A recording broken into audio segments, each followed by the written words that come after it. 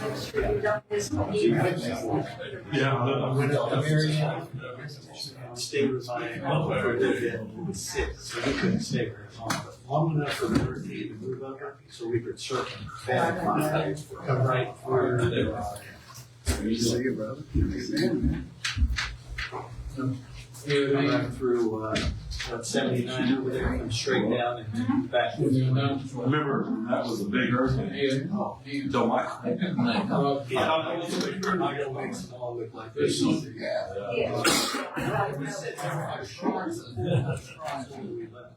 Or they came on the shores at 2. They started everything in Callaway going, I was at about 6 hours. And mine was going.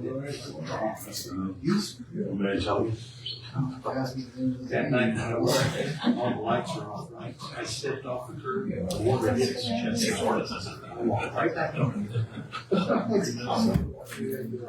Jumped in the car, we go down the street, and it's it was right over, it was water, went right into the camera, saw the car right out. All the kids jumped out, we had 4 people. We went down, walked into the house that they were going through that was above. We stayed there until the next morning. There was a car in the middle of the street where it stalled out, there was no water. CLE. It was pretty bad. Sand. Yeah. Registrations for some date.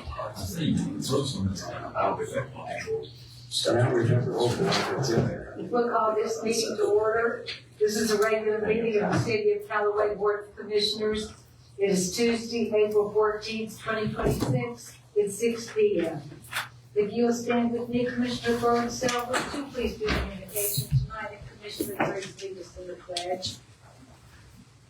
Thank you, God, so much for all the wonderful things that you provide to us every day. I thank you for the weather, for the beautiful city of Callaway, the people that here that make it such a great place, Lord. Pray tonight as we go over this business, Lord, that you give us sound minds and make good judgments on it, Lord, not based on our own opinions and thoughts, Lord, but on what's best for the city. Thank you so much, in Jesus' name. Amen. I pledge allegiance to the flag of the United States of America and to the republic for which it stands, one nation, under God, indivisible, with liberty and justice for all. Okay, we don't know where the flag is. They're probably in the room. That's where it always is. Yeah. I just wish I could have got a picture of Tim's face. Hey,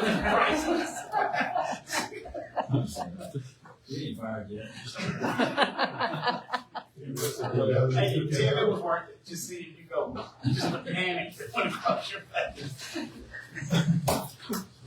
City Clerk, please do a roll call. Commissioner Bertha, Present. Commissioner Gray, Here. Commissioner Pelletier, Here. Commissioner Ayers, Here, man. Mayor Everson. Here. Okay, we have one presentation tonight. Deputy Martin will do the Sheriff's Office statistics for March.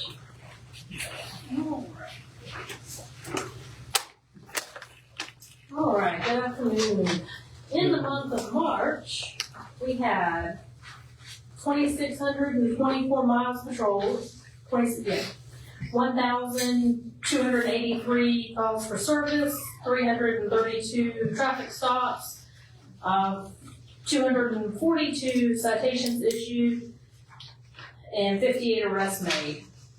We had 41 traffic crashes. 8 of those were parking lots. The majority of those were for improper backing. Our problem child intersections, Tyndall Parkway and 7th Street, we had 4 crashes at. Tyndall Parkway and 11th Street, we had 2 crashes. Tyndall Parkway and Cherry Street, we had 2. And Highway 22 and Fox Avenue, we had 2. And the majority of those were all for failed to yield the right of way or following too closely and rear-ending accidents. And Kite Day was a success. I'm gonna commend y'all. We will have, I'll have something for y'all at probably the next commission meeting, so thank you. Well, thank you for doing that, and I know there was a lot of things going on Saturday. Yes. But we still had a great turnout. We How had a many great did you end up with? Do you have an estimate how many kites you gave away, or? I don't know for sure how many kites we gave away. We did have 480 hot dogs that we cooked, and those were all gone, and we ran out of drinks, and I had 500 sodas and probably 100 bottles of water, so. But now everybody was having a good time. It was a nice day for us. So. Mayor, I'd like to make a comment. Uh-huh. The kite day and the kite days that we've had over the years has been fantastic from the sheriff's department.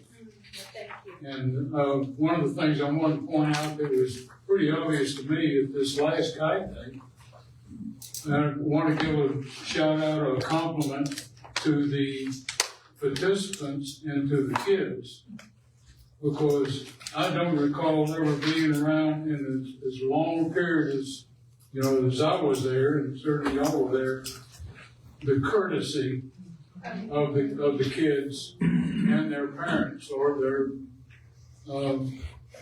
whatever their relatives were at the time.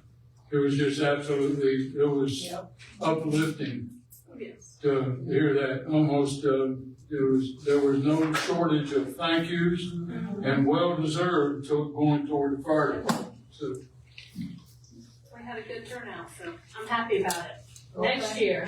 Thank you. Thank you. Okay, and we do that. I have one proclamation tonight that I'm going to go ahead and read into the record. To me, this is kind of important. I know the majority of us up here either grew up as a military child or we raised military children, as I'm sure there's several of you in the audience that this applies to as well. So I'm going to go ahead and put it on the record.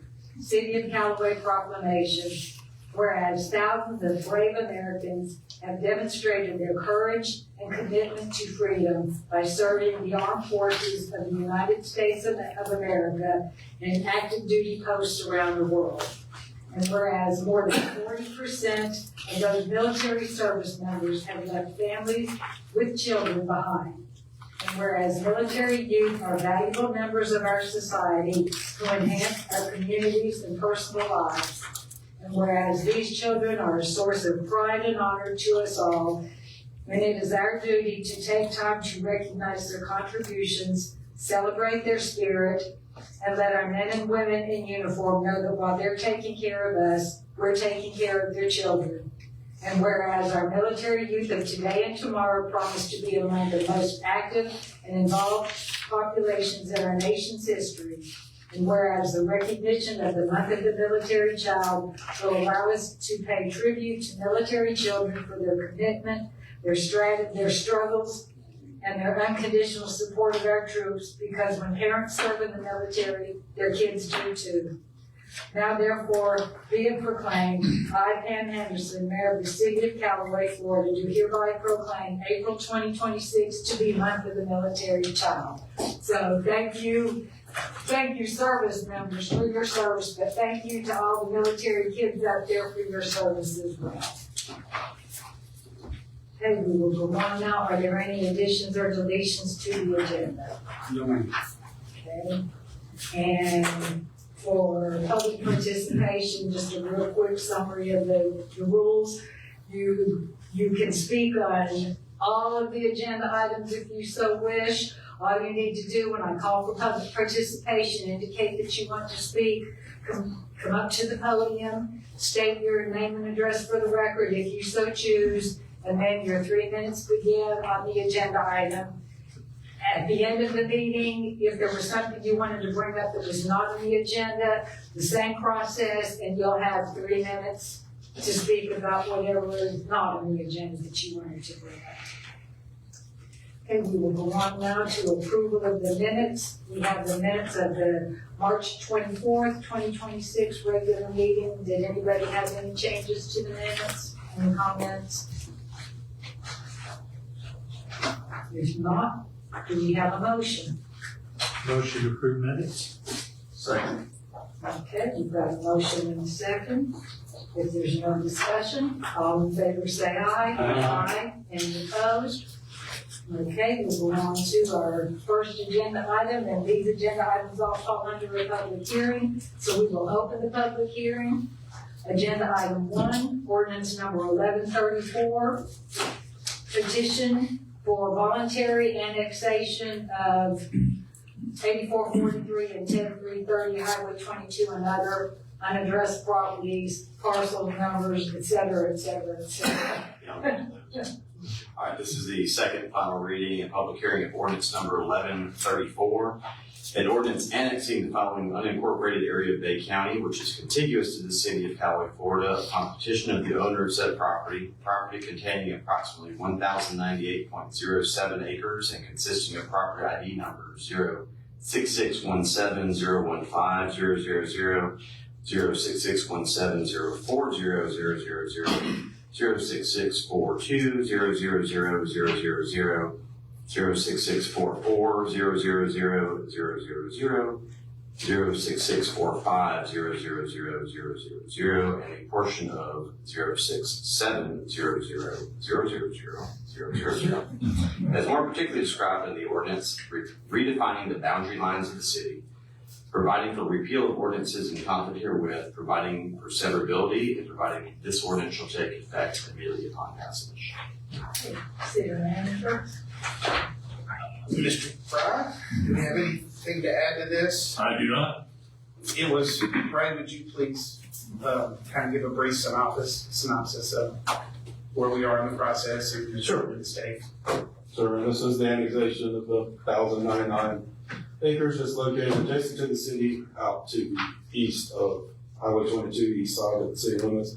This area is inside your service area. It is provided utility, boil water, sanitary sewer is located out there. It is inside your service area that you have agreed with Bay County on the areas that you will service and the areas that you will annex in the future, in agreements with the county. So what it does, it sets up your future growth area. That future growth area is defined on the map. It is reflected of your service area. This property is located inside that area. And I'll be glad to answer any questions you may have. This is the final reading, the second reading of the ordinance, and the land use change and the rezoning are the next two items after this. And this was sent to the state, correct? This is sent to the county. Annexation is sent to the county. Does anybody have any questions? That was, I knew it was sent somewhere and we had a delay on that, so that's all cleared up now or what? Yeah, the notice was sent to the county. When the annexation is approved, that ordinance will be sent to the state. But they only have to go to Department of State once they're approved.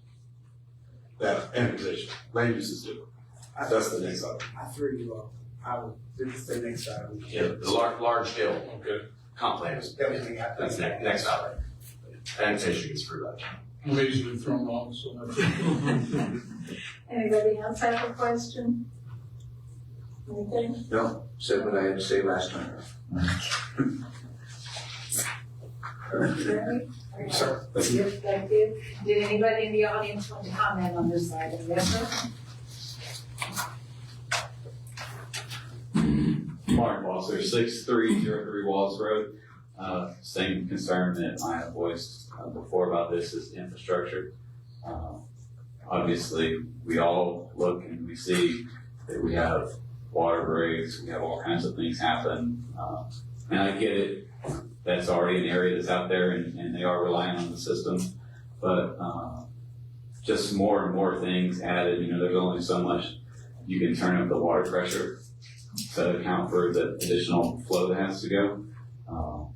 So just based on that, you see all these line breaks all the time and people are struggling and it just makes it hard.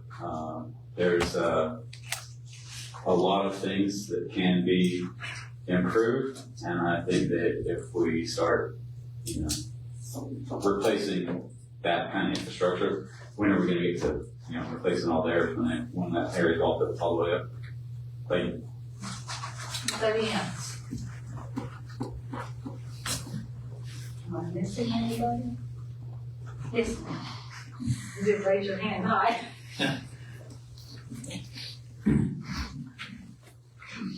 Teresa Lakesman, 6031 Wayne Street.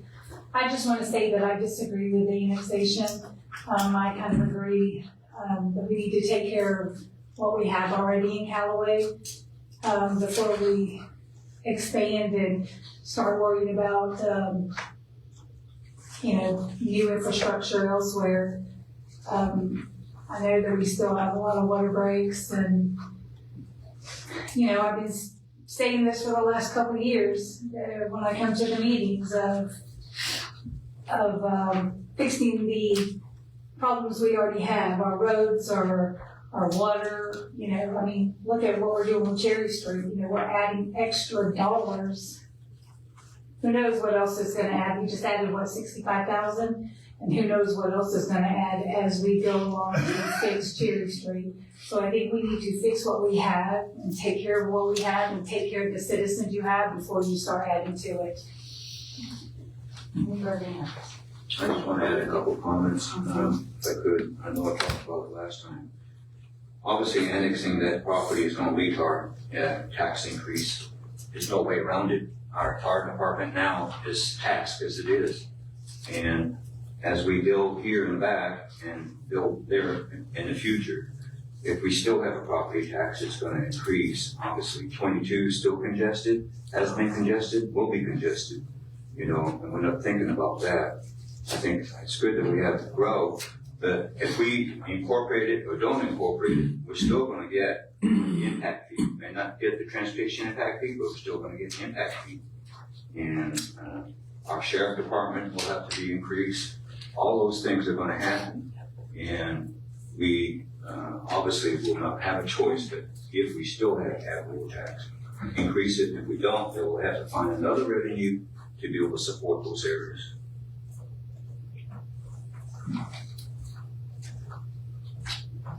Mayor, I'd like to make a comment also. As far as the infrastructure, as far as our obligation, which is the enterprise, which is water and sewer, all that is being developed will be new lines, new situations involved with everything, and actually that will all be paid for by the development as it develops. So it's our real concern these days, and what we're running into on Cherry Street, obviously, is the old infrastructure. Now, anything that is new in the developments across the way here, across our yard here and all that, that's all going to be new infrastructure. So we're not looking for failures in that, maybe 20, 30, 40 years down the road, but right now, that is not a real concern to us because it will all be paid for by the development. It's all including roads, et cetera, at no cost to the city. And actually, that will actually be fueled as far as water is concerned by now Bay County owning our tower and our pumps. So we have plenty of capacity and plenty of, and what are we looking at? Ray, we talked about this before, we're looking at maybe 20 years down the road or 30 years down the road, or even 40. It's just, we get started. And as far as the transportation, as the needs are there, the state will step up and handle the transportation side. So,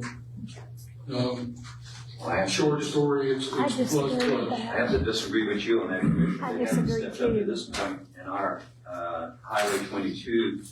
For those of you that don't live in this area, you ought to come back here in the morning and the afternoon to see. So it hasn't changed. Having representatives on TPO, it is all up to the state. It all has, who has the biggest hammer. And we don't have a big hammer yet to be able to make it happen. Maybe St. Joe will make it happen, I don't know. St. Joe's got a pretty big hammer. So, but at this point, we're moving forward, and I understand, we're gonna grow, but do we really need to grow? And we're not thinking of our fire department, we're not thinking of our sheriff department. All of those things are gonna have to be done. We're already talking about growing down to, I don't know what's happening with that Oak Ridge property, but maybe the city manager can fill us in tonight on that. But at the end of the day, our fire department is almost overtasked as it is now. So that means increase the fire, we can't expand the fire department we have now. You know, in other words, you can have more people, but you can't add more trucks, unless you park them outside. And, I don't know how much room we have in the back, so you'd have to add at this end of town as we grow. And those are the things I look at, I understand the infrastructure is there, it's gonna be there, and it's not gonna cost us any penny. I'm more concerned about what we're doing to our city, what we're doing to, our taxes. Because somebody's gonna have to pay for it, and that's gonna be our citizens. I'm talking about, fire and police, which we don't even have enough ad valorem to cover that. Well, the ad valorem is not made to just cover that. It's a portion of the overall program of taxes that cover the city expenses. And I agree with you. The expansion of Highway 22 is going to be 4 lanes from Temple Parkway to Star Avenue to accommodate the new traffic. Also, the water thing, we're right at 52% right now, and it's going to, this project would bring it up to roughly 73% of the water capacity, and that's more than enough. And sewer capacity, Sewer capacity, we've got capacity there. it's going to go up to about 90%, 93%. That would concern me a little more than the water part. But it is a 5 to 25 year project. So I think in that amount of time, I'm excited about growing Callaway. I think it's a good thing, and I think we should approve it. So I have the same concerns that Commissioner Peltier had last time, right? Highway 22 is overly congested, is the fire department going to be able to cover it? However, when I look at the future land use now, where it shows, like, they have done their studies to show where the roads, here's our projected, how are they bigger? I look at Star Avenue, they are widening that, they put in the Gulf Coast Parkway there, so it is slow, but if the development, the state's not gonna move forward until there's need for it. And right now, we might be at close to that edge, but we're not over it where the state's willing to dump money. Right. But it will be a state project, and they will fund it when we need it. So in the next 5 to 25 years, I think we're in good shape. So. And the other thing is, they can build on the property even if it's not annexed into the city. I agree with that. And then we're still gonna have this, and we're still gonna be responsible for the infrastructure. He held it up right in There's his still mouth. gonna be traffic on Highway 22, so I'd rather grow Callaway than to grow the county. So, and that's it. It's not like it's gonna happen tomorrow. Yeah. It's gonna be over a long period of time. We'll all be gone. Yeah, that's true. Before it's all built out, then we'll all be gone. I don't want to be the next commission sitting up here talking about Sandy Creek and East Bay and all these mistakes that were made over the years. And they gonna be. And very honestly, and Ray knows this, that the development orders, when they come in with the requirements of Callaway, are different than what the requirements are necessarily for Bay County. So we've got a little bit more control, a little bit more restrictions in Callaway. So that being,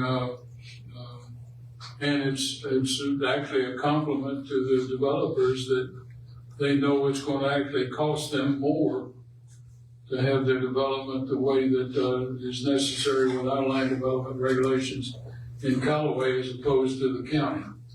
And so Port St. Joe's been a great partner to everybody in our county.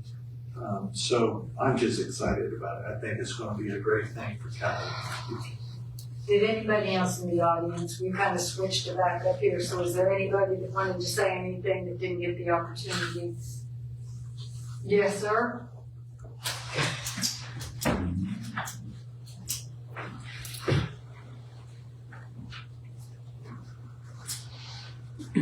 Paul Bohack, 710 Mike Lane. This property is also bordered on the south by Old Bicycle Road. Old Bicycle Road runs down and turns 90 degrees into Star Avenue. Star Avenue runs up and dumps off onto Cherry Street as well as State Road 22. So there is an escape route off of Old Bicycle. They're not limited solely to State Road 22, especially the way the plume is laid out. Thank you.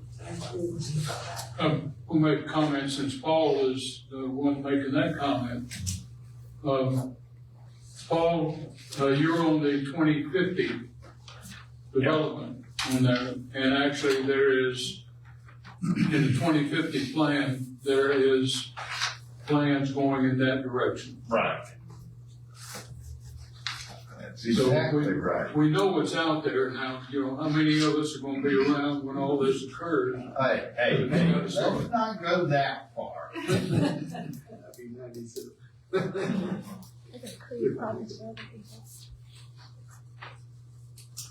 Okay, anybody else? Is there any other discussion here? Would someone like to make a motion?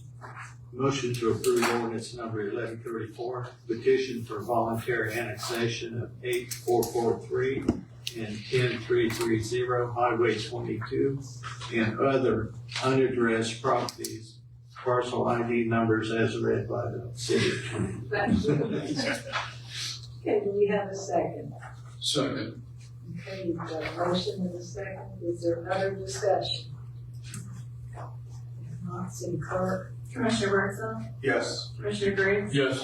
Commissioner Pelletier, Nope. Commissioner Ayers, Yes. Mayor Anderson. Yes. We will go on now to item 2, which is the large-scale comp plan amendment for the same property that we did last year. Correct. Second and final reading, public hearing of ordinance number 1135, an ordinance amending the comprehensive plan of the city of Callaway, acting upon the application of the St. Joe Company designating for low density residential future land use. Oh, so that's the first sentence already. Hey, we're good. Low density residential future land use, certain parcels of land lying within the city of Callaway, Florida, containing approximately 1,098.07 more or less acres, and consisting of property ID number 06617015000, 04000006642, 00000006644, 00000006645, 0000000, and a portion of 067000000, particularly described in the body of the ordinance, amending the city's future land use map for low density residential designation for the parcels, repealing ordinances or parts of ordinances in conflict herewith, and providing that this ordinance shall take effect as provided by law. Did you get one? Clerk can read that. It's Fry or come on. Right. So this is the land use amendment. This land use amendment has been transmitted to the state. This is the part that goes to the state to be reviewed. So it's been to the state, Department of Commerce, and all the reviewing agencies, which is the Water Management District, DOT, DEP, and Northwest Florida, now the Emerald Coast Regional Planning Council. So they have reviewed it. Nobody provided any objections. The only body that provided a comment was the state. They didn't provide any objections. They reviewed consistent with the requirements of Chapter 163 for future land use, large scale land use amendments. And in doing that, they did provide a comment that they recommended that we put the wetlands in conservation, and it's a typical comment, seen a lot. And unfortunately, at this point in time, you can't do it in land use that have not been delineated. That's why we do it later during the development stage. Eventually, this 1,099 acres has 527 acres, approximately what we can delineate based on aerial interpretations of the ground truth of wetlands and the large contiguous wetlands. That 527 acres, it could change, it could fluctuate. And that area, though, long term is a development the property's development over the next 20 years, those areas will be put into conservation. It's hard to do it up front when you don't have a delineation. And then another comment was associated with the density. So when you look at 1,099 acres, of course, the density of land use category is a lot higher than 2,000 units. Unfortunately, once you back in or start taking out like the 527 acres, and then you have to account for infrastructure, and then you account for the shape of the wetlands and where some of these areas are, you lose quite a bit of property. And so this property has been accepted in the master plan and is closer between, realistically between 1,800 to 2,000 units is all you can fit on there. And it's, residential units. So the density numbers, they are what they are, and, that's an approximation right on the higher side of what actually how it will be developed. But again, the land use, it's important to look at the areas you're annexing, and this is a large annexation area, but again, this is inside your service area, this is inside your annexation area. And I know there's some questions like, do you want to annex out there? Well, you've already set that stage, that you've got utilities out there, and you have an annexation area out there. And if you look at a land use map or a map of the city, you have properties out there. There's property out this way, out what I call East Callaway, that's in the city. I mean, you already are servicing this area. And so bringing in larger contiguous properties will actually help you in the future as these properties develop. The St. Joe Company is a great development company because they are here. They're your neighbor. And not only are they the largest vacant landowner in the city, they also are adjacent too. They own the majority of the vacant land that's not only in the city, but surrounds the city too. So there's a lot of partnerships that can be had working with the St. Joe Company. The St. Joe Company partners with all the cities and the county, in Bay County, on different development projects, and long-term development projects like this, whether it's land for fire stations, whether it's property for parks, schools. I mean, this is stuff that you want to work with. And St. Joe's here. I mean, this is their corporate office. They're not going anywhere. They're not coming in here and trying to get something done and run away and get a development pulled off. And I also think, as a lot of people get confused, land use, you've got to bring the property in. That way it gives the city the ability to plan out in this area. You've got to change land use on it because you've got to get on the land use map. You've got to change the zoning on it. But the development parts, that's down the road. That's through development orders that come back to this board, subdivision approvals, that stuff that happens over the next 15 to 20 years. And so it's important to go ahead on the land use. The whole purpose of the comprehensive plan and the future land use element and all the elements tied to it is to plan out, is to plan for properties like this.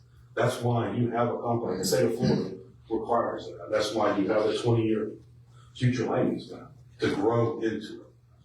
And it helps the city and the state too, as we had talked about different avenues with transportation. 22 has been an issue for a long time, and it will. I mean, as development pressure continues to grow, those roads are going to have to be addressed, and it does help to have partners like St. Joe, helping you through the development process of their own property to help get some of these improvements made in the future. I'll be glad to answer your questions. I just want to say this is a very professional document, very comprehensive. Learned a lot reading it. You spelled large wrong on the front page. No, I figured you did. But other than that, thank you very much. It's very informative. Ray, along with this, one thing that there are a lot of reasons to bring up, but the Gulf Coast Parkway, the east side of the Gulf Coast Parkway will be there, which is also encouraging the state to do more with the Highway 22, certainly as far as the Parkway. So there's so many pluses out here that it's. It will make them expand. It's all the pieces are going to start to fit as we go through the process. Yeah, and Tram Road was the first part of the Gulf Coast Parkway, as you all know. That was the state's, the DOT, Florida DOT paid for that. And there's a whole, other route that the cities and the Bay County have approved. The route that goes through 22 and crosses 22 and Tram Road will actually intersect and they'll come up and cross 231 long term.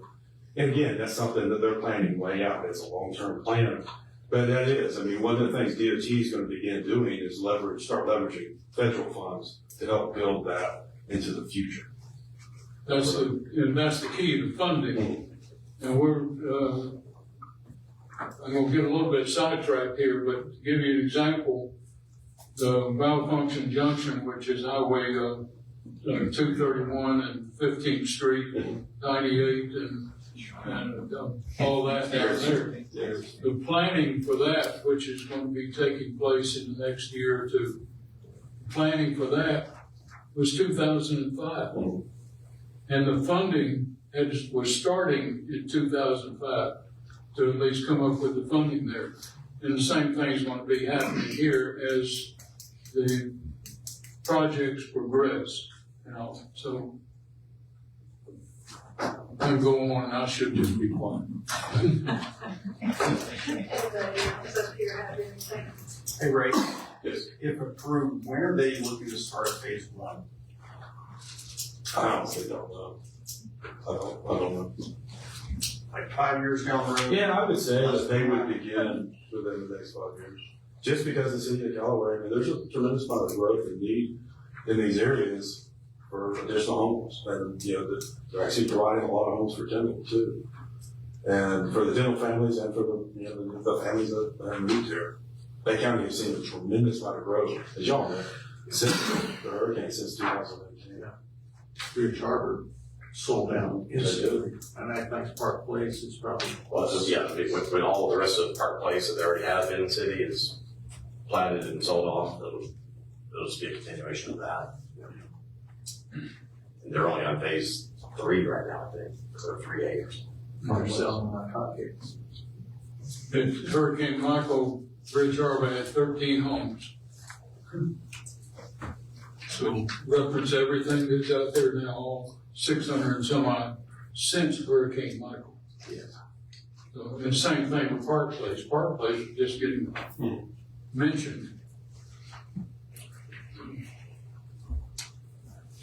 But unlike Bridge Harbor, they're not looking to put multifamily homes. This is all single family, which is the next item, which is the zoning, but that only allows for single family homes. Well, Bridge This Harbor is- is single family, but they have townhomes that are leased out sold.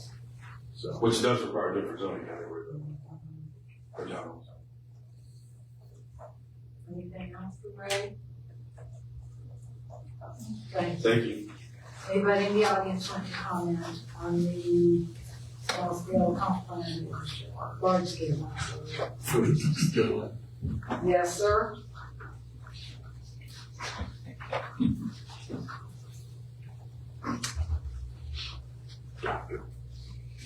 Although Act 70 Ken Mike Lane, my comment is more directed towards him regarding the information on wetlands. According to the document that he prepared, it said that wetlands will be preserved for open spaces. To what extent is that likely to happen, since there's approximately 500 and some odd acres that constitute the wetlands in that total acreage? How much of that do you think will actually be preserved as open spaces? And again, and I know you've looked at the package. If you look at an aerial, a lot of that property was timber. A lot of stuff was timber laid down after Hurricane Michael, but you can clearly see the wetland areas. Yes. And so those large tracts of wetland areas are going to remain. And, you know, there are approximately, we have a wetland biologist. Analysis, yeah. She analyzed those wetlands. And I haven't been filled delineated, we haven't surveyed them in yet. That will happen at a different day. But right now, they're 527. And to say right now, whatever that number is, they're gonna, other than road crossings through some of the smaller fingers on the top, that big wetland area is gonna remain. It'll be well over 500 acres. And the only reason why I ask that is because I think that needs to be an essential part of that whole area. It's essential to the concept of Florida. And I just wanna see to it that that be preserved inherent in that property. As native Floridian, I like to see Florida remain natural as much as possible. That's all I wanted to know. And it will come back. For instance, the sector plan, St. Joe has the Bay County, the Bay Walton sector plan, it's 110,000 acres. We do DSAPs in there where basically our land use changes, applying the land use on the ground, or minimum. I'm gonna leave you because my 3 minutes almost up. Thank you. But it's the same situation there where some of these areas, they're only, site delineated and they're not survey delineated, so we don't have the actual acreage when they're laid out on the map and they're shown as conservation. But what happens is after the sector plans, the DSAPs are approved, detailed specific area plans are approved for these 1,000 acres or whatever, we go back in when they actually start development and they'll delineate and survey. And then I'll go back and I've done thousands of acres already in the sector plan, adding those areas in the conservation. So after that area is delineated, surveyed, that 500, it's a good 500 acres if you look at them out. That area will eventually wind up in conservation. And we'll come back and change land use conservation. They'll go to a conservation easement to DEP. Thank you. Thank you. Anybody else have any comment? Is anybody on this one? Okay, any more discussion here, it's on the motion.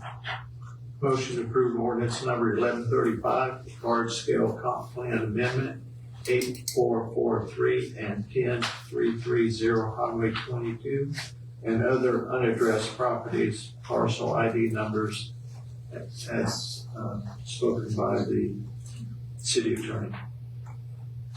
Second. Okay, we've got a motion and a second. Is there any other discussion? City Clerk? Commissioner Briggs? Yes. Commissioner Pelletier? No. Commissioner Ayers? Yes, ma'am. Commissioner Birdsall? Yes. And Mayor Hutchins. Yes. Okay, we go on to ordinance number 1136, rezoning of the property that's been under discussion. Okay, second and final reading of ordinance number 1136, an ordinance rezoning from Bay County Conservation Habitation, CBH, and Agricultural AG to Callaway R6 single-family residential for certain parcels of land containing approximately 1,098.07 more or less acres, consisting of property ID numbers 06617 015 000, 06617 040 06642 000 06644 000 06645 000, and a portion of 06700 000, particularly described in the body of the ordinance, amending the city's zoning map for R6 single-family residential zoning for parcels, repealing ordinances or parts of ordinances in conflict herewith, and providing that this ordinance shall take effect as provided by law. City Manager? This is the rezone for that parcel.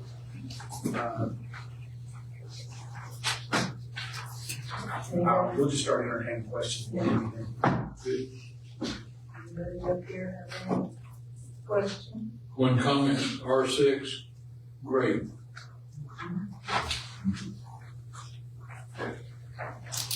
Okay, if we're up here, anybody in the audience would like to comment on the rezoning?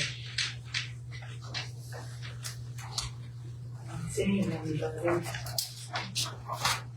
We're ready for a motion. Motion to approve ordinance number 1136, rezoning of property located at 8443 and 10330 Highway 22, and other unaddressed properties, parcel ID numbers as read by the city attorney. Second. Okay, we've got a motion and a second. Is there any other discussion? Not, City Clerk? Commissioner Pelletier? No. Commissioner Ayers? Yes, ma'am. Commissioner Birdsall? Yes. Commissioner Briggs? Yes. And Mayor Hutchins. Yes. So that concludes the discussion on those properties. So we will move on to agenda item number 4, ordinance number 1141, revised city seal. This is the second and final reading. I drafted this title, so it's shorter. Ordinance number 1141, an ordinance of the city of Callaway, Florida related to the designation of the municipal seal, repealing all ordinances or parts of ordinances in conflict, providing for severability, scrivener's errors, liberal interpretation, modifications, and providing an effective date. There it is. That's it, and I put it on the screen so everybody can see it. It's the same seal as before. We just got it down in a format that can be used across multiple things. Just different things that we need.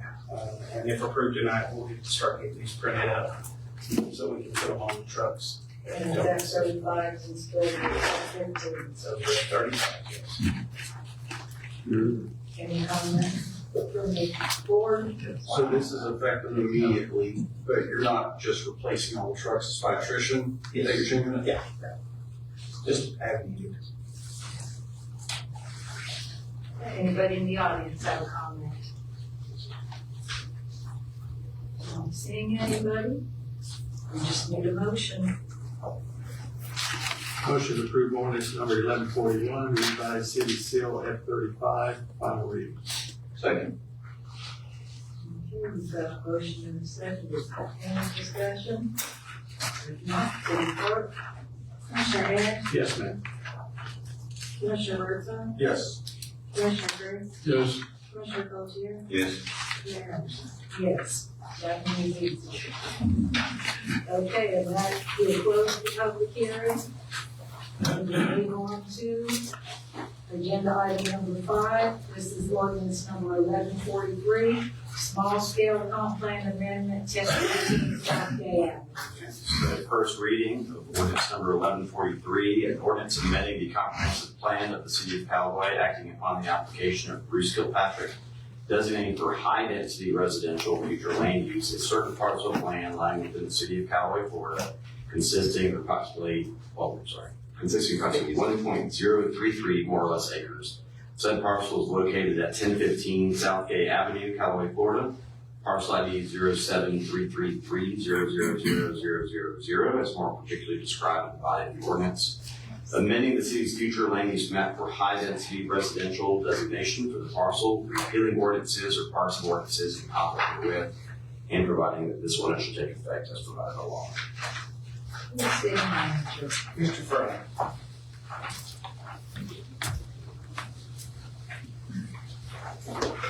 Well, as Kevin read in the ordinance, the residential high density designation was requested. There's no one here tonight representing the property. There was at the planning board meeting. I know they were invited at the planning board meeting 1 week ago right here in this very building. It was voted unanimously against the rezoning by the planning board.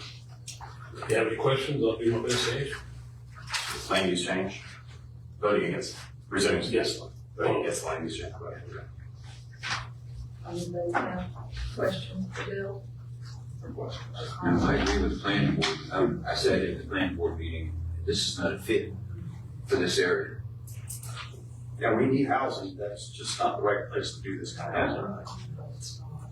Yeah, final question, you already answered it, what, I wanted to know what the vote was. So, Unanimous. unanimous. Anybody else up here have anything? Does anybody in the audience want to comment? Not seeing anybody. Would someone like to make a motion? Motion to approve ordinance number 1143, small scale comp plan amendment, 1015 South Gay Avenue, parcel number ID 07333-000-000. Final, or first reading. Second. Okay, we've got a motion and a second. Is there any more discussion? Commissioner Herzog, No. Commissioner Bruce, No. Commissioner Pelletier, No. Commissioner Ayers. No. Mayor Anderson. No.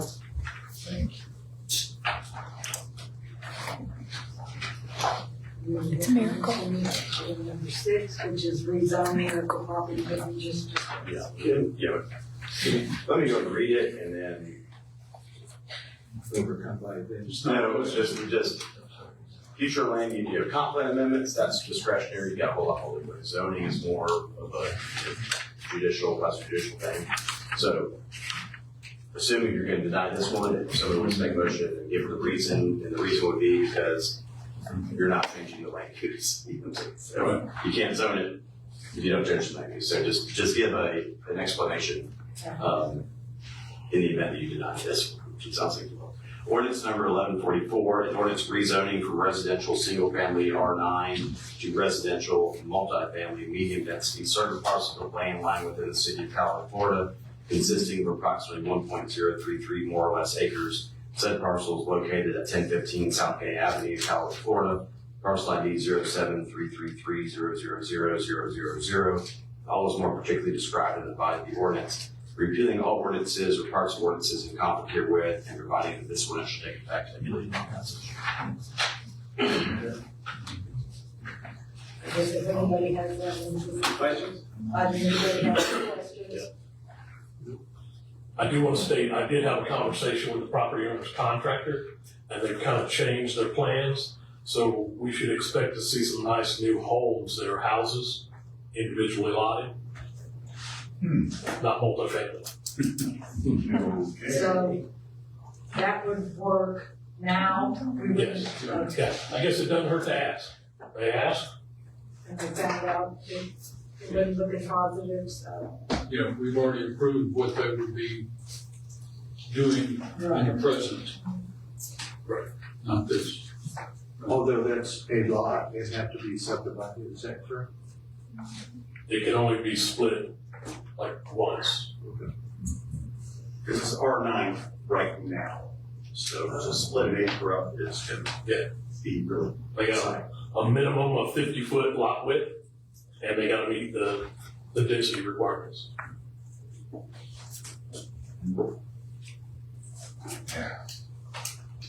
Very interesting. Okay. Thank you. Did anybody in the audience want to comment on this? So, Deny it, but I just one explanation, it's because the land use is not appropriate. So you didn't change the land use. so would someone like to make a motion? So when you make the motion, I have to say it doesn't match the language? Okay. Motion to not approve ordinance number 1144. Well, let's just make a motion to approve it and then we can all deny it. But we'll deny it because it doesn't meet the land Just get use. it on the record, it doesn't mean the land use. Gotcha. Ordinance number 1144 to approve rezoning of property located at 1015 Southgate Avenue, parcel ID 07333-000-000, first reading. Do we have a second? Second. Okay, we've got a motion and a second. There's no more discussion. Commissioner Briggs? No, because it doesn't meet the requirement. Commissioner Pelletier? No. Commissioner Ayers? No, ma'am. Commissioner Brozak? No. Mayor Anderson? No. Okay, we will go on to item number 7. Resolution 26-04, personnel policy mandated. Resolution 2604, resolution of the City of Callaway. City of Callaway City Commission revising the City of Callaway Personnel Manual, Section 12, use of city property policy, and Section 6.13A1, repealing all resolutions or parts thereof which are in conflict herewith, and providing effective. Okay, so All right, as everyone knows, we always say personnel policies are living documents. It was brought to my attention at the last meeting concerning the use of city property. We went back and reviewed that, and of course, we realized that the on-call truck and also now the assistant chief was not listed. So we bring that back for y'all to approve to allow that. And then also under the bereavement policy, the word funeral, we're changing it to memorial services because sometimes we have memorial services that don't actually correspond as a true funeral. We're seeing a lot of this with due to cultural differences. I noticed that, you give 24 hours only to the fire department, because they're on a 24-hour shift, but you give 3 days to the rest.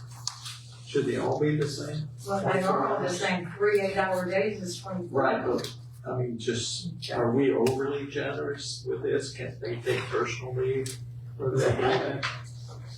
Are we talking about the fire department? No, we're talking everybody, being the same, just. A lot of it has to do with 24-hour period. A lot of it has to do with travel day, service day, travel day. I don't have any problems with 3 days. I do have a problem with that fire department, but, you know, again, we have to look at 24-hour period and be equal across the board. Yeah, we can't give them 3 24 I know, hours. yeah, I know, but since they're on the 24-hour shift. Well, I think they've changed that, or Chief, y'all are on 48-hour shift now? 4896, yes, sir. So I think that if they only got 1 day off, they really don't have the travel days unless it lines up better with their off days. Chief, let's talk about it. Figure out how to work. If it's one We day, haven't it's had not, this it's issue not in a the fire lot.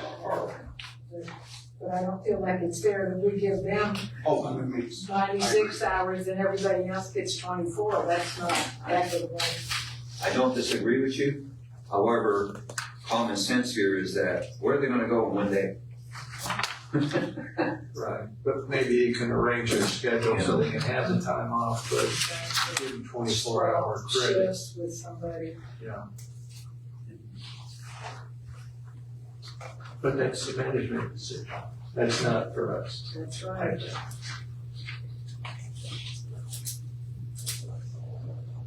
I think those changes align well with actually the intent of who can take vehicles home, and then as far as cultural differences, obviously with bereavement, it's gonna differ for everybody.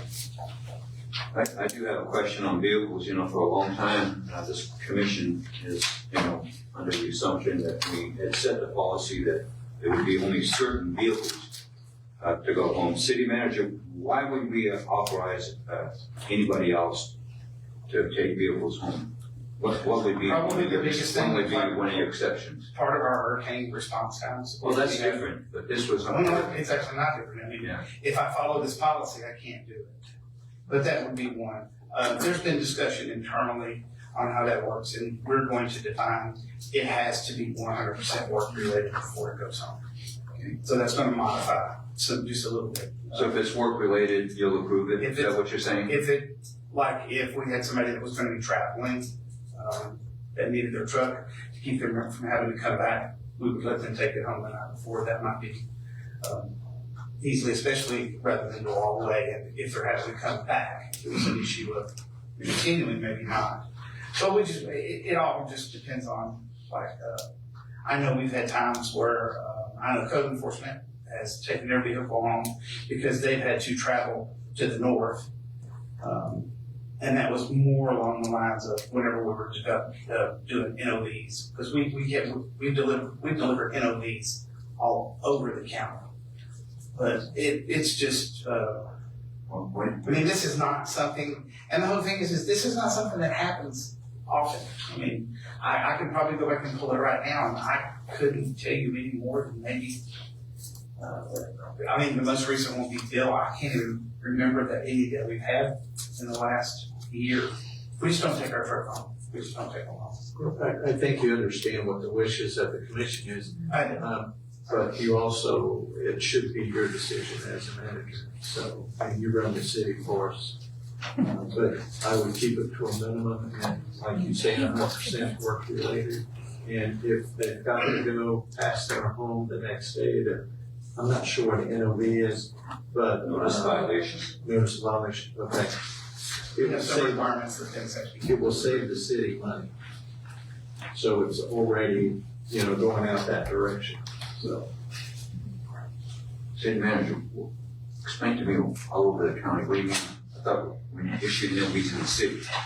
NOVs are issued to the property owners, not, and, if somebody's renting a property, we don't go after. So if they live outside the city. Outside the city. All right, well, I'm just asking. Good question.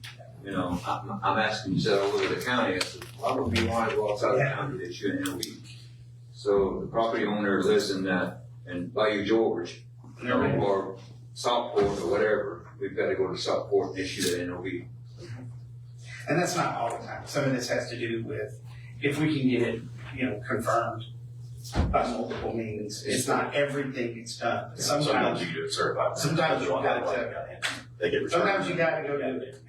There are times when we have to do some hand records. I kind of think that's very interesting since when it comes to water, we can't issue it to the property owner. Yeah, I understand. Yeah. You know, it makes not a lot of sense. Yeah. Notice a lot of it goes to the property owner, but we have a water leak and Brenner leaves and we can't go out to the property owner. Chapter 180. Makes no sense. Legislators. That's 180, Yeah, I understand. You know, SB 180 is just calling us for so many things. Anybody else have any question or comment on this? Did anybody in the audience want to comment on the personnel policy updates? Yes, ma'am. Ms. Langston?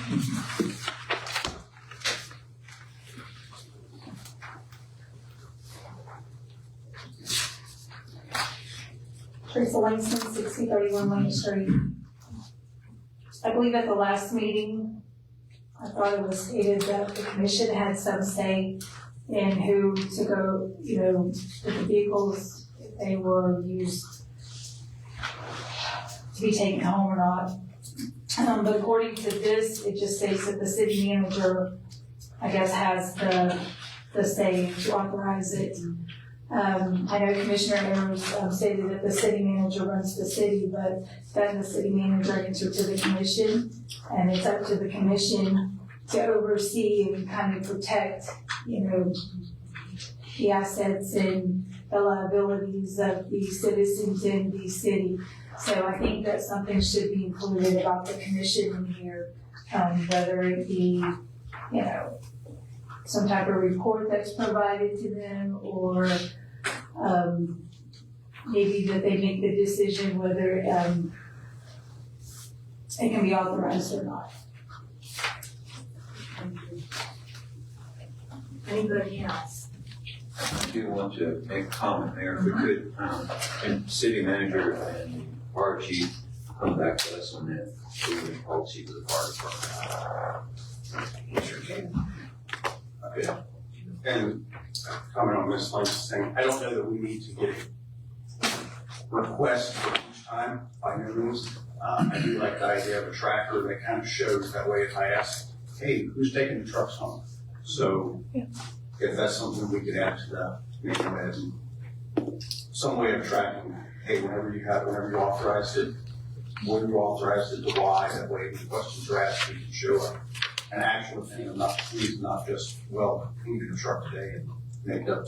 I'm not saying you're gonna make up an excuse, but the truck broke down, so you did it good enough, but an actual why they're using it. So. Okay, anybody else? Okay, someone like to make a motion.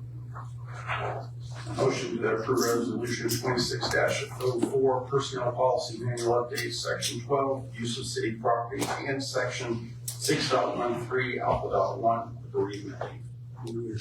Noted, correction. I think he's gonna bring this back. What's that? I think he's gonna bring anything else back. Well, it's a resolution, it's done. I think the request was for you to bring. Yes, I'd like for it to come back. so we're not even approving the bereavement, that's already in here, we're not. Right, but what I mean, he asked city manager to keep track of this, and he wanted it in this. You want the manual rewritten for that? I don't know how we hold it accountable without putting, what's your thoughts on how to hold that accountable, make sure that I'm working on it logged. Well, when do you want a log?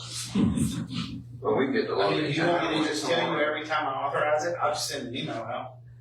I mean, it would have happened, 6 times in the last year?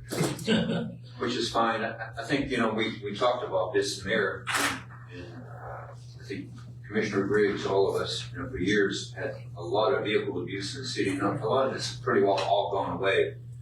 And when I got the call from a citizen, I was kind of surprised that it happened. And I guess since we had discussed that there would be no exceptions, I was kind of surprised that it was there that the city manager approved it.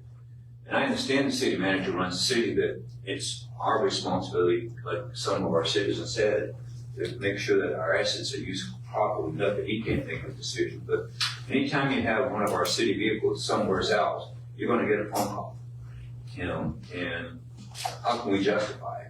And that's something that the city manager, we have GPS on all the vehicles. We incorporated that many, many years ago, because of the issues we have with vehicles. That's actually the log that I provided. Yeah. When I emailed it out, it's like, it log. Then I'd be good with the email, when I say commissioners, to say, hey, authorize this person. It's obviously not gonna be every day. You're not asking permission, you're just telling us. I'd be good with that. Or if somebody questions, we could say, hey, so-and-so needed the vehicle because he's doing this in the morning and And if we don't like it, we'll tell you. Like commercial, Mark, we can see, you know, for the year. Yeah. What's Well, going on. yeah, but that doesn't need to go in the personnel policy manual, that needs to be built on the city manager. Right? Yes. Right, okay. Just make sure we're not trying to tweak the language, that's all. Just people. I don't need it either, personally, but if you keep a log, and if we do need it, we could just ask and you'll have it readily available. We did ask. Everybody didn't have a log. Yeah, right. But now we will. Okay, so I know we've got a motion. Second as is, okay, so is there any other discussion? Okay, city clerk? Commissioner Pelletier, Yes. Commissioner Ayers, Yes, ma'am. Commissioner Barthel, Yes. Commissioner Graves, Yes. Mayor Henderson. Yes. Okay, we'll come now to agenda item number 8. Bid award PW 2026-02 Cherry Street Water Main Improvement Materials. City manager. Ms. Rhodes. Yeah, this is part of the city replacing the water main down Cherry Street. This is from Star Avenue to, I think, Bill. Yeah, this is to Common. To Common? Yeah, this is to Common. This is Well, the rest is starting.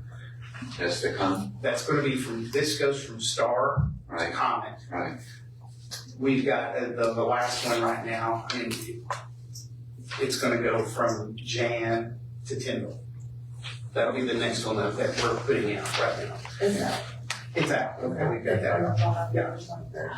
These will, be done with, impact fees, since we're gonna be upgrading, we're adding some hydrants. And so this is just the bid for that. We actually expected this bid to come in at about 200,000. Size of the lines increasing too. Yes, Unexpected bid, 200. we thought it would come in somewhere around 200,000, but it came in at 159, so we were very pleased with And this. this is just material. This is material, We'll do the work. you're doing all the work in-house. Now, is it common that only one person came back with a bid? Ashley? Not always. There was one other company, I don't know who it was, because while we were here opening that one bid that we received, there was another company at City Hall trying to turn in a bid, but they were late. So we cannot accept any kind of bid proposals, but hopefully with this one that we have out right now. No matter if it's slow or not, we have rules and you gotta get it on time, otherwise it ain't right. Correct. If you're gonna be like India and try to get back there. Yeah, they're very limited. We've only got three levels. Three levels. So that probably contributes to why we only got Oh, yeah. one bid in our way. Because the Jan to comment, we got a handful of bids for the emergency. We had three. Well, that was doing quotes, where Oh, y'all that's were able to reach out directly and get quotes. It's not like that. So let me ask These you a question. contain more than just that. This is gonna take care of all the cherry, correct? This is gonna go, Not this one, but by the time we're done, by the time we're done, we will have changed all the water line, main water we will line, have all the ready entire for street of Cherry. entire. So we're not gonna have any major To breaks. Tyndall. Well, yeah, right, it's in the. And as they're going through and laying, whenever we have cross sections, service lines that go across, those are all being laid inside casing. Okay. Because the goal is do not ever touch this street again. Right. Once it's paved, I mean, it's coming. There's, you know, even on the hydrants, we're using some specialized couplings. I can't remember what they're called, Bill. Bill can't remember either. I see longer. Special couplings to hold them all. Right. You'll pop fire hydrant off and leave it, so. And this. And we are increasing the number of fire hydrants too. Yes. She's been totally involved in all of this to make sure we have adequate fire protection all the way through there, which is gonna span multiple blocks on both sides to be able to take care of it. This whole thing's gonna be ugly, but we just have to be ready for it to be ugly. And just work through it as we've been doing it. Thank you. It's gonna be so much better for the city. By the time it's done. Well, I just wanna make sure that the entire street, by the time it's done, is gonna be done, so we end up with half done, the other half not done, and we got these major walkways. You say the next one will go. And then we have to dig up a new road. Jan and Timber Parkway. So is the section from Common to Jan already done? Yes. That was the 65. The 65. That was the 65 to get that area. Everything will be done. Okay. Anybody else up here? Anybody in the audience want to talk about the bid for? Come on up this morning. I just have a question, that's all. I don't think anybody, 6031 Lake Street. You said this section, since we're adding hydrants, we're using impact fees. Is that gonna be the same way when we do the other section, from Jan to Temple Parkway? Yes. So we're just gonna add more hydrants so we can use impact fees to. We're upgrading the size of the lines. Okay. I was just curious if. More capacity, which will actually help multiple blocks on both sides as the feeders. We'll have more water capacity. Okay. Going from what, 6 to 8 and some, It's 10. yeah, 10. Those are called mega loads, joint restraints. Yeah, megaloads, there you go, that's what I was trying to find, that was the word. Sorry, I was just curious.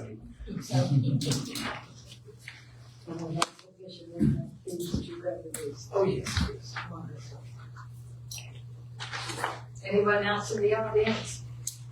Okay, would someone like to make a motion? Motion to approve bid award PW 2026-02 to Cherry Street Water Main Improvement Materials. Okay, we've got a motion and a second.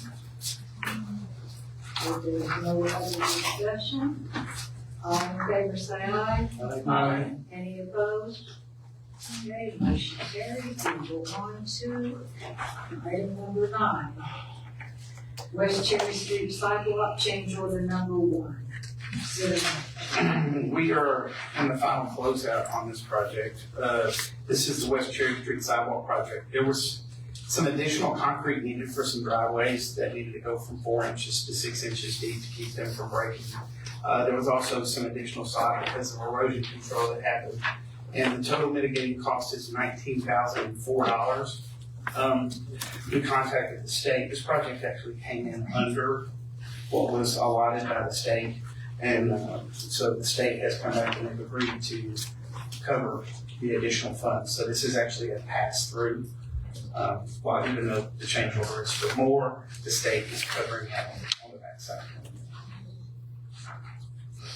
Anybody have a question or comment for city manager? It's beautiful. I saw it today and it's, all the driveways are beautiful and everything just looks great. The sidewalk's straight except for it had to bend in one place, but other than that, it's been professionally done. And they didn't waste any time. BCO did a great job. Do they have a completion estimate date? It's now. Sod and all? Sod and everything? Mhm. This has all been done, this work's been done. Yes. Okay, wonderful. Yeah, the driveways look great. have to look closer next time I'm down that way. Did anybody in the audience want to comment on this West Cherry Street sidewalks? Not seeing anybody, it's back to us, gentlemen. Motion to approve West Cherry Street sidewalk, change order number 1. Second. There you go, motion and second. There's no further discussion. All in favor say aye. Aye. Any opposed? Okay, we will go on to our last item. Item number 10, Cherry Street sidewalk, south side, change order 1. City manager. Now, that's a change order number 1. So the bane of my existence continues to come back. Cherry Street is actually 2 separate projects. Cherry Street, there is the drainage, then there's the road itself, and the north side sidewalk is 1 project. They came back and asked for an increase in materials for that section only. At that time, the second project, which is the lap project that's on the south side, had not even started yet because we were working on drainage and everything else when, they came and said, hey, basically the contractor, which is the same contractor for both of them, he came back and he said, oops, I forgot to pull the overages for the sidewalk project, the lap side. So that went through the CEI, he came back, he approved that all the numbers were right. And so I actually sent it to the state to request additional monies. Unfortunately, this project had already maxed out all their funds. I think we got, I don't remember how much it was. Is it $1 million? I think we got $1 million in funding for that south side sidewalk. So this actually represents just the cost increases for that project that we didn't include the first time we came back and asked for the major change order. That's why this is change order number 1, because it's for the last funded part of the project. Even though projects are both being done simultaneously, they have to be billed. They even have 2 different CEIs. I have a CEI that does the drainage, the street, and the north sidewalk. And because of state regulations, we have a CEI that's completely separate that is doing the south sidewalk. It just happens we're doing them concurrently. So this cost order, and I apologize for not putting the amount in there. I didn't have the sheet at the time. The change in the cost order is $451,675. You do have the material project breakdown for the amounts and the increases. Most of it has to do with concrete, the cost of concrete. And actually, you had said the original bid amount on this project was how much? It was $2,073,200. So it was about $2 million for this. We received several bids on this project. What was the next bid? The next one was $3,050,046.94. So actually, the second bidder was over $1 million more than this. So we're even still under what the second bid would have been on this project, which is typically some reprieve. That's a 25% votes. Yeah. Are they here tonight? Well, it's not in those. It's just the cost of materials. And labor too. The OPS was not bringing them back at the same time. Yeah, the OPS was not bringing it back at the same time. That's it. That's what it was. But we were, at the time we were trying to get this project kicked off.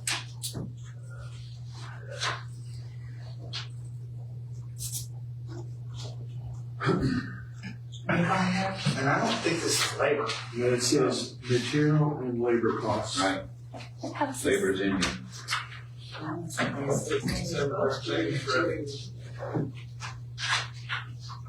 course, there's no increase in cleaning revenue. I don't think we were told. It's in the paragraph on the top of the costs. I can go back and double check that. If y'all would like. Would you like to bring the CEI and have him explain this? Would be nice. Here we are again, but a $400,000 increase after the fact. We understand some of it, but this is a 25% increase. Was the other part 25% too? No. No, not that. Would y'all like for me to bring it in the next meeting? Would be nice. Yes, sir. I can do that. Okay, so we'll just hold this off. And two is, can you tell us where this money's coming from? It'll come from the asset. Yeah, I just want to make sure. Yeah, it'll come from the asset. We're not encumbering any of our assets, no, for hardly anything else right now. Because we need to make sure we have it for the project. And thanks for bringing up the other bid that was $3 million. So it does make it a little easier to swallow. So they're more powerful. Who did the engineering on this? Baskerville Donovan, Same one that did the bridge. same one. They can't get the concrete right. Same one, same engineer we keep on using over and over and over. Those were the field. No, I think this was done by RFQ, was it not? Yes, because it's a lab project. Yeah, these were lab projects, which means they were all, it was all RFQs, the RFQ committee chose this. Isn't this, it's not a difference in quantity, it's a difference in cost. That's correct, this has nothing to do with the engineers. Yeah, it's not that they It's not a did the wrong materials quantity. issue, this is a cost increase since we went on this project. I thought they said you were to charge us labor. Yeah, it's supposed to be materials only increase, so check on that. I will double check the labor stuff. Yeah. Do you still want to? Okay. So are you gonna pull it or are you gonna table it? Yes, it's tabled. Table it. Well, we should have let people talk before we tell them. No, that's good. Okay, so it's tabled, so we'll talk about it at the next meeting and maybe this will be. We're on home vacation. I'll let it happen. Okay, so we're doing nothing with that item, so we will go on to commission and staff comments. I don't have a whole lot. I did attend another meeting at the EOC about the exercise, the tabletop exercise that's gonna be done. That's gonna actually be done at the end of May. So they want to get it in before hurricane season starts, folks, so we'll do an exercise the end of May. I think it's gonna be 4 days because they want all the shifts to be able to participate. So instead of making everybody work on one day, they'll do it 4 consecutive days. And I went to First Friday, the only reason I mentioned it, I went because I wanted to see what Joel Schubert, who is the new county manager, what he had to say about things with the county. But I have to tell you, I was very impressed with him. He sought me out. He saw that I was there and he made sure he came and spoke to me and said, I want to make sure you've got my number. If you need anything, get in touch with me. I've never had a county manager do that before, so I wanted to give him kudos for that I appreciate that he knows Callaway is here and he wants to help us if we can.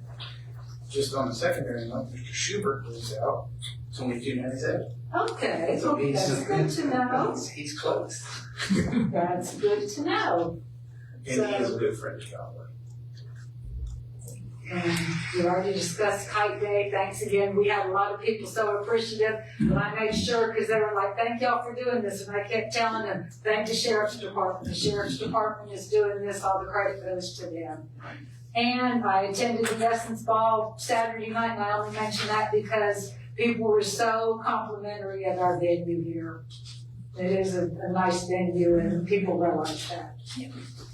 So we'll go on, Commissioner Ayers, we'll start with you tonight. Yes, ma'am. Attended the Kiwanis Pancake Breakfast and fundraising, supported them. Attended the City of Springfield's grand opening, beautiful site. FSU First Friday and talked to Joel Schubert and met with the city manager a couple times. And I've been getting comments about our newsletter on Apple One and stuff. And spoke with them on your letter, and it was, I loved your explanation. It helped educate all of us on the percentages and so forth, so I appreciate that. That's all I have. Hey, Commissioner Pelletier. All right, City Manager, can you give us an update of the amphitheater? That I don't even know. Say that again? Amphitheater. Okay, yes. Also, we're wrapped on a meter system. And I'd like to know, the fire station has performed fire hydrant testing Is it any one of these, have they failed? Do we know? Failed? We'll have to get. I know the one next to my house, there was no water, so I don't know if it failed or didn't, it wasn't tested. It's all on a loop system, so they'll pick and choose. What we do is rotate every year, pick a different hydrant to actually exercise the valve. Okay. So, And I want to make a comment, city manager, the uniform that the firemen have is nothing but outstanding. They stand out, and whoever made that decision, they look fantastic. I did it. I'm just kidding. Really sharp, and they stand out, and I think that was, whoever made that decision was really great. And can you also talk to me about what's going on North Thomas Drive, where we are with fencing and securing that property? Yes. Keep people out of here. Yes. And also, are we gonna get a new Cherry Street schedule since the one we have is no good? Yeah, I'll get that out as soon as we get it. I will tell you right now that MOT and everything has been rolling for the last 2 days because of the issue with not being able to move down to Star Avenue like they wanted to. What they're doing in the area right now, and I'll just cover this on Cherry Street. Of course, they're just milling, so there's still gonna be a small layer of asphalt on that road. And then they will go to the one side and start digging out. That's the north side, I'm pretty sure. And of course, once they get done, then we will go back and put the water line right behind them. But they're not taking up the whole entire asphalt. So as soon as they can get that built up, I'm hoping that was part of the MOT plan that I was waiting to get sent to me. Hopefully, they're still allowing access. I know some people were claiming they didn't have access, but I went out there today and the guys were actually going, there's cars running up and down through here while we're working. And they're claiming they live there or something like that. That was just and just so everybody knows, I know we had said that we were planning on going to Star Avenue as the next thing. We're still working on some permits with the county and some notices. Some of their rules and regulations are stating that particular part of the road can only be closed for like 5 days. Don't think that we're gonna be able to meet that. So they're trying to condense over and see how we can do that and come up with an agreement with the county on being able to get in there and work efficiently and effectively. So they opted to not, instead of stopping the project, and as I had sent that email out on Monday, I was under the impression they were going to start Tuesday. They started Monday morning. They had the milling machines out there and started right away. And so that was kind of my bad for not. Well, if you had an emergency meeting that Friday, it would be nice if you notify us. Number two, because again, I found out of this change on a citizen's Facebook, and that's pretty sad. Yeah. I mean, it keeps on happening. We keep on saying we're talking, but we're not talking. And this contractor works for the city. So for them to just decide to do it, to me, maybe we should have put the brakes on it so we can notify, the rest of our citizens. Because all of a sudden, overnight, fine, it comes. And we did nothing wrong. Well, and I took responsibility. I hope you all understand that was a miscommunication between me and the contractor on that. That's why, I sent the email out to y'all immediately and got it to Ashley and said, hey, they started the day, get it out. The goal was to get it put out that day, and then they were gonna start the next day. So that was a miscommunication between me and the contractor. I take full responsibility for that. I think we've been doing a really good job about notifying the people. Whenever we have things to do that, our water outages and stuff like that, we've gone a long way making sure that we stay on top of that. Ashley's doing a great job. And it's a lot on her because we hit her with stuff out of the blue, and so her and Jay have been doing an outstanding job.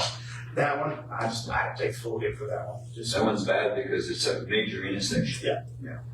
It's major. Well, we didn't affect Bertha. We just went from there on, and And it's great that we didn't have to delay construction, because we got enough delays going on to do.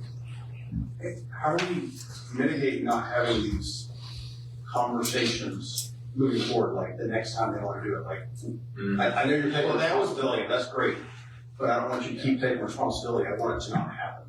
Well, and I think this was kind of an anomaly because at the last minute, we were all set and getting ready to move to start. When the county came up and said, whoa, they put the brakes on and said, we need to know this, and yes, and it was like, we're not gonna need it. And so we immediately started conversations, trying to work all this out, and the engineers were involved, CEOs were involved, contractors were involved.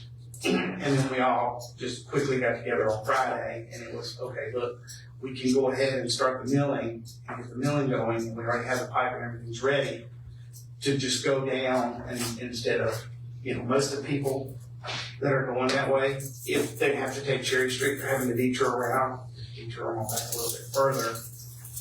And so for that particular situation, like I said, I was waiting on the MOT plan. So like Commissioner Ayers said, it's great, we got progress going, but what are you taking back to the contractor to let them know that this isn't an acceptable thing moving forward? We can't keep having. We've already had that conversation. We had that conversation on Monday. So what's the penalties whenever they screw up again? Is there anything we can? The penalty is they looked at me and said, he said Monday. And it was confirmed by the CEO. Yeah, he said he was gonna start Monday. That's why I have to sit up here and say, I didn't hear that. I was under the impression they were starting Tuesday. I thought Monday we were gonna be pulling everything together. That's why I have to take responsibility for it. Then can we follow up with an email next time and say, hey, for our discussion, here's the date we're gonna start. I'm just trying to also keep you from having an opposite on this. And I understand, but also it's really for our citizens because it is a huge inconvenience, just like Commissioner Peltier, I see on Facebook, like, oh, the road's closed, that's weird. And 2 minutes later, Ashley got it out, did a great job getting it out. But I'm pretty sure we saw it the same time you did. Yeah, and the key too is that we have a schedule, but we're not following again, It took me, 2 months to get a schedule out of you. And as far as I know, though, that schedule is up in the air. So why have a schedule if we're not gonna follow it? And I can't follow the schedule. It's gotta be flexible, but yeah, if I say, schedule says it's I understand. It's tentative, and when this came up, they can't just go, okay, we're now. This is a major project. They've gotta shift stuff around. Yeah. And I will do my best to get a schedule by the end of the week.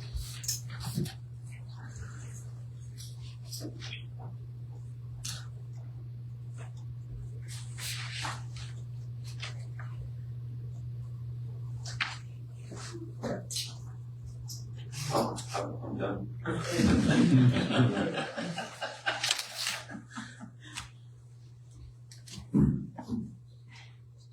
Commissioner Pelletier brought up something earlier when we were discussing the annexation projects, et cetera, out on Highway 22. And the decision that the commission makes today affects what may happen in the future. Our more recent situation on that was a water and sewer extension going out toward Allenton. Which we're still in debt. Which was, still partially in debt. But at that time, particularly with the parties that were involved, not necessarily ones that are involved in Highway 22 now, but the East Bay group that was involved at that time backed out of it.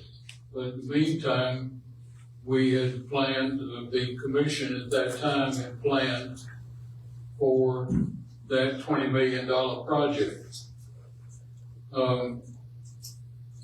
Because it looked like that was totally unnecessary at that time. There were those of us, and me being one, that along with Bob Thompson and some others, created a citizens group, and we definitely had concerns concerning that particular project. As later on, some of you may have concerns about some of the decisions that were made tonight. Hopefully not. However, the foresight that was necessary at that time by that commission, even though they were criticized for it heavily, they were actually thinking correctly. And so, even though not many of them, well, none of them is in office anymore, we took, kind of use the term, we took care of that. But my particular objection was we borrowed $6 million more than necessary for the project. The project came in at actually 13, 14 million, and we borrowed 20 million. 6 million we couldn't do anything with. So that was primarily my objection. But I stand behind the foresight that commission and those people did, because what has taken place out in Arlington, what has taken place now in the East Bay project, what has taken place on the roads going out there, now Bicycle Road and the rest of it, would not be in fruition if it hadn't been for the foresight of the commission at that time. So, that being said, personally, I'll stand behind what I'm voting on now. And also understand that we need criticism later. But it comes with the territory. You sit up here, you get it both ways, no matter what. So, Commissioner Pelletier, maybe I don't compliment you enough, but I'm gonna compliment you for Saturday. Because very honestly, I wasn't at my peak. Yeah.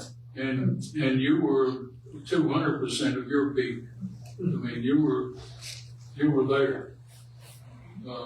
And really, so, want to compliment you for what you did and compliment you for the help that you gave me personally. Loved it.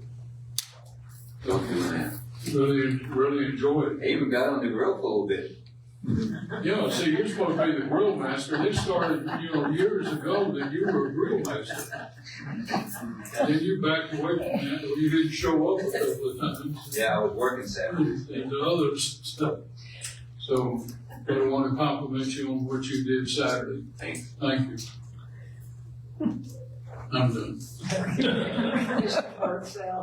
I've spent the last few weeks engaging with citizens on some of our zoning stuff that's coming up, or that we just talked about tonight with different projects, addressing their concerns with that. Had some citizens reaching out to me about ways for assistance for housing and food, different shelters, different resources, trying to direct them on that. Like the mayor did get this in the NAACPS install. It was a great opportunity to meet people in the community. And we have a lot of community that showed up from the whole panhandle, so it was a great time for that. I apologize to Miss Kite Day. My daughter has a piano recital, and that had to happen. Other than that, I plan on trying to make most of the events that Callaway has. So that's all I have. Was it good food this year? Essence Fall? Yeah, it was good. It was shaded, yeah. Angels. Yeah. Oh yeah, they do a great job. Huge amounts of food. Yeah. I mean, you get chicken and it's like Yeah. A whole it's like chicken. half a chicken or something. What was that comment this year? Last year was the same. Yeah, but no, it's good every year. Yeah. Angel does a good job. Yeah. Okay, City Clerk, do you have anything for us? No. City Attorney? Continue on after Cherry Street. Yeah, so, the roundabout is complete. I'm waiting on the final numbers. We did come in way under time and under budget on that project. We talked about West Cherry Street. Hugh Thomas, of course, they're finishing up the ditch portion of it. They should be getting very, very close to being done. They're in the final stages. Still waiting on some information from the CEI to get all that information, get a better idea of exactly how much more they have and how much longer it'll be there. As soon as I get that information, I'll get that sent out to you. I have been in conversations with the property owner along with the developers about putting the fence up. I did inform them that they have an agreement to get that up, and that if they don't, that at this point, if something was to happen and they were to go and somebody was to trespass, that I would be holding them liable for all damages and everything that would happen. We're waiting to hear back right now from the actual developer themselves to decide what they're going to do. They did put a sign up at the front of that road that says if you trespass it, it's going to be a felony. I don't know how they're pulling that off, but they have a sign up there. And I've even instructed them they need to be blocking that road off at night. Somehow, we don't need people just driving back there, because we do have accessibility through there that, hopefully they'll come back through. And I know me and Commissioner Pelletier have been talking about this quite a bit. I did send a third email out last week, and the engineer and I was supposed to be getting on the call with the former property owners and the developers, and they were going to come up with a plan, and I'm waiting to hear back, because I told them we can't wait much longer. Worst case scenario is we'll put a fence up and charge them for it. Can I ask City Manager, is this all verbal or is it in writing? This is all verbal. Well, I have writing. Can we follow up in writing? I have writing with the request. Yeah. Well, that's the one thing I did tell them when I talked to them today, that I would be sending out a formal letter on letterhead that said, should any damages occur, you're going to be responsible for that. We had verbal in Bridge Harbor where, D.R. Horton was going to pick up some of that cost, and it was all verbal. We had nothing in writing. I just want to make sure that you've talked to them, but I think a written letter to them, certified return receipt, shows that they've received the letter. This is our demands. This is what you need to do. And somebody comes in and breaks into Tim's property, they're going to be responsible for it. Because right now, it's wide open at night. There's no lights out here. We don't know. I was trying to get something back today. Yeah. It just takes one. We didn't have any conversation. And just put a sign there. I don't think our sheriff department can enforce that. I don't know. I'm not a sheriff, but them putting a sign is not going to deter somebody that wants to get into his property out here, and it may be a 10-foot fence, but if they want to get in there, they want to get in there. That's correct. We've had enough problems at Gold Park. The lift station project, we're finishing 29, which is the third one. That's the one at Walmart. We'll be moving to 32. That's the one on Sonic next week. That project's going well. Sandy Creek, we're still working with the Corps of Engineers to finish up their evaluations. Are you still in the barn now? Spillway, we do have, I think I've said this before, we have 100% plans on Spillway. We're still waiting on the full permit for that. They're saying that one's gonna go pretty quick though, it's not, because we're replacing, we're not asking for anything new. Where's the spillway in the north? The bridge. That's why that lake is so low. It's so low, we can't get boats on. Gay Avenue and Beulah, the paving projects, those plans are at 60%. Of course, Gay is a state appropriations project. So we're moving forward on that. I will be meeting with a representative from CWR this week on the turnkey paving. I've talked to 2 or 3 of their different guys, and they have assigned an engineer, and he's supposed to be getting back with me this week, get me all the contact information so that we can go ahead and start. We've got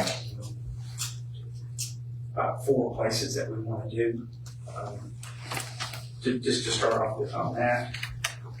The amphitheater, me and Tim went and visited the amphitheaters. We're actually going to be laying it out here this week, working on sizing, orientations, and everything else. I talked to the concrete people that formed up and poured. The same amphitheater that we have the same company made the one that's in Millville. Okay. So we're all thinking the same way. Me and Tim we did go and visit that one, and then I've talked to the electrical contractors on that one, and I've talked to the concrete people. We will still have to put it out for bid, but they're helping us out with their layouts and their designs and stuff like that. FlexNet, they did get back up on the tower. They got everything reoriented. We took a read. We went from 32 up to 68. It's not good enough. We got to be in the 90s. When we looked, some of the meters have not garrisoned from foreign mains in today. We're going to have to do another drive-by to reprogram. It's a drive-by program. When it goes by, meters pick it up, it gets reprogrammed. And then we'll run another read and see where we're at on our percentages. We want to be I think it's 95% or better is what we look for. It'd be nice if we're at 100%. It would be, yeah. That's pending everything reads at one time, and we know we can get a read on everything all the I time. know, yeah. You're gonna have some meters that are down. I understand that. And then, on the second note, I was contacted by FEMA, and it looks like we're receiving a $300,000 grant for our stormwater study. I'm still waiting on I got an award notification, I'm still waiting on the contract to come in from them. In the meantime, we put a hold on our study because we're already involved in it. But we'll be able to come back and use what we've done and what we've paid. We'll go against our portion of it. And we haven't paid enough to cover it yet. So we should be good. We'll get a nice grant for that to cover the rest of the cost of that study. And that's all I got. Anybody didn't miss anything anybody wondered about? No bid. Anything good? The road at Q Thomas was shred. Okay, well, I'll go ahead and read the announcements. The first thing up this Sunday, April 19th at 2 p.m. in the museum is Callaway Historical Society meets, and our president, Ann Robbins, is going to talk about Panhandle Pioneers. Then April 21st, which is next Tuesday, planning board meeting. Does it look like there will be one? Maybe. Maybe. Okay, so there's a potential for a meeting next Tuesday. And then our next commission meeting will be April 28th, right here, same time. Okay, can anybody think of any other announcements that weren't mentioned? I think that covers it. So we will go to public comments now. Is there anybody in the audience that wants to comment on anything? Mr. Hammond?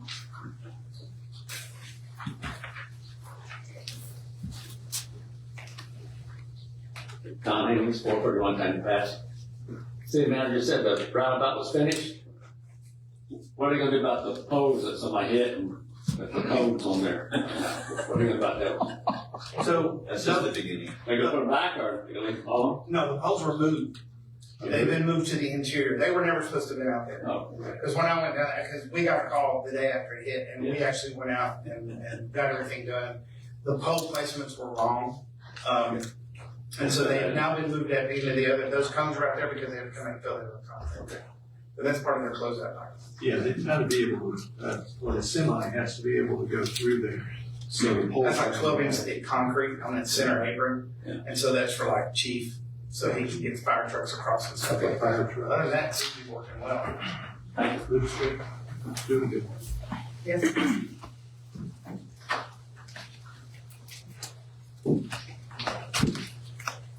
Kathy Christodoulou, 224 Sakoshi Drive, and that roundabout is beautiful, by the way. We just went on it. We've lived in Sakoshi Drive for about 27 years now, and we know eventually it's gonna build up to the right. We turn left 99.9% of the time to go to Star and Tyndall, and it's starting to get a little bit hard, especially when y'all are doing that little construction to put that turn lane in. It got a little scary, turning left a few times there. I thought I might get hit. So it makes me think, now that we're saying, yes, you can develop all that before laning and everything, now I'm getting a little bit more nervous about turning left. And so for all those who have to turn left on 22, I just wanted you to know that we're a little concerned about that. So if there was like a turn lane that we could jump into real fast and then wait until, I don't know if there's enough room, but for 2 lanes coming one way and 2 lanes coming the other, it's gonna be scary. And then when you do the storm research, please don't forget about Sakoshi Drive, the ditch behind there. We've had so much trouble with that ditch. But thank you guys. Yes, ma'am. Who else would like to speak? I was giving other people a chance. I know. You just want to have the last word. Well, no. I just want to let the new people speak. I know you're tired of hearing from me. So, Teresa Langston, 6031 Lincoln Street. I just want to say about Kite Day, thanks to the Sheriff's Department. I think it was a great turnout. I think it's a great community effort. Appreciate the mayor and a couple commissioners being there. I know one of the commissioners wasn't able to be there due to a family circumstance or, plan. And that's definitely understandable. Gotta be there for our kids too. But I'm not sure what happened to the fire department. They kind of, I guess, finally showed up, and there really wasn't any interaction with the kids. I know that they got called out, but this is before they actually got called out on the call. So I'm not really sure. I think last year that they were there, interacting with the kids and, showing off the fire truck or whatever, that they do, and the fire hoses and stuff. And but I also want to say that, I've been coming to the commission meetings for several years. And it's time and time again that when there's going to be a development, when there's going to be, anything questionable, you hear the citizens come up here and say whether they're for, whether they're against it. Most of the time they're against it. But it seems like the commissioners, or some commissioners, put the developers first and the citizens last. They get up there after the citizens have their say, 3 minutes, and, they grandstand and advocate for the developers, making 1,001 reasons why the developer needs to do this, or the reason that they should do this, and that the citizens don't really understand, and, short of, and also calling the citizens stupid for not agreeing with what the developers want to do. And then after they have their 3 minutes and sit down, then all of this is done after the fact, and then nobody can respond to it. I think it's that if the commissioner is going to grandstand, I feel the citizens should have a response back to it as well.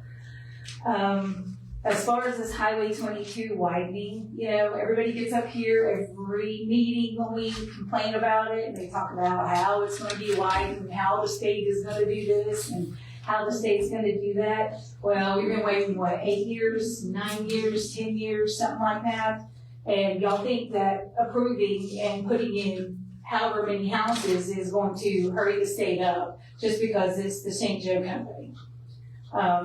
So I think we need to stop gaslighting the citizens with the widening, and the state,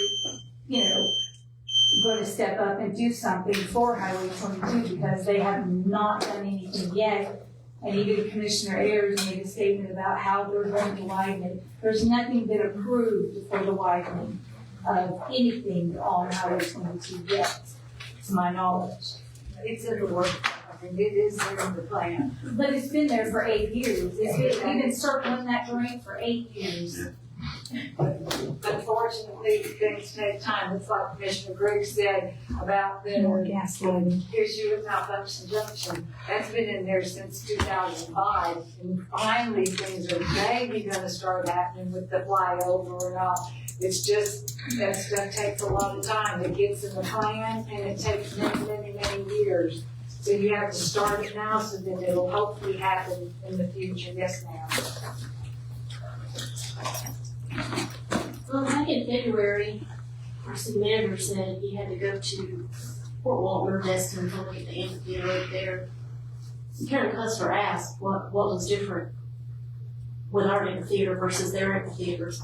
And she even mentioned that, Millville had a new amphitheater. And our city manager said, well, due to cost, and what we needed was different than what Millville had, he had to go to Fort Walton. So I'm wondering, who gave him the cost of that initial project? When did they give it to him, and what was the cost?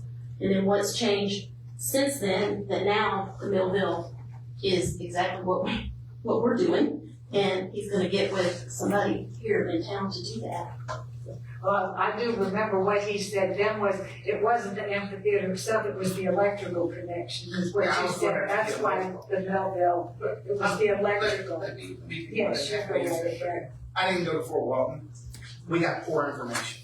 I contacted the county manager in Walton, and I talked with him. Come to find out, the example that we had used had been CGI. It was computers, and it was something that they did not even have anything like it. The thing with Millville is, it's the same company, and that gave us an idea to look at the foundation, which had my biggest concerns was the foundation. So me and Tim did go over there, we did look at the sites, and we were looking at the foundation. But the electrical side of it, still want to do exactly like, and I found out where it is, it's down in Palm Beach. I didn't think it would be appropriate for me to ask go to Palm Beach to look at an amphitheater. To be honest with you, when I was down at the at conference, I thought about easing on down and trying to take a look at it, but I couldn't fit it into the schedule. So I did not go down. But I mean, our whole deal is the electrical side of it, and I know that was one of the things. And you're supposed to give me the name of your electrical guy. I want to speak. You want to speak? All right. So that's where that came from. It wasn't. We actually didn't go over. I wasn't going to go on a wild goose chase. I wanted to talk to that county manager first. And the new county manager over there was in the Parks Department. And when he became county manager, he kept that project so he could see it through. And that's why I was able to get the information from him. No, it did not. That was not it. They're in theater. Okay. Mark Foster, 6303 Walls Road. Whatever you do with the amphitheater, north or south is where you face the amphitheater. That way, the sun rising and setting isn't blinding your talent or your audience. The rest of it I'll get with you offline. I'm sorry to come here and beat the widening of State Road 22 to death.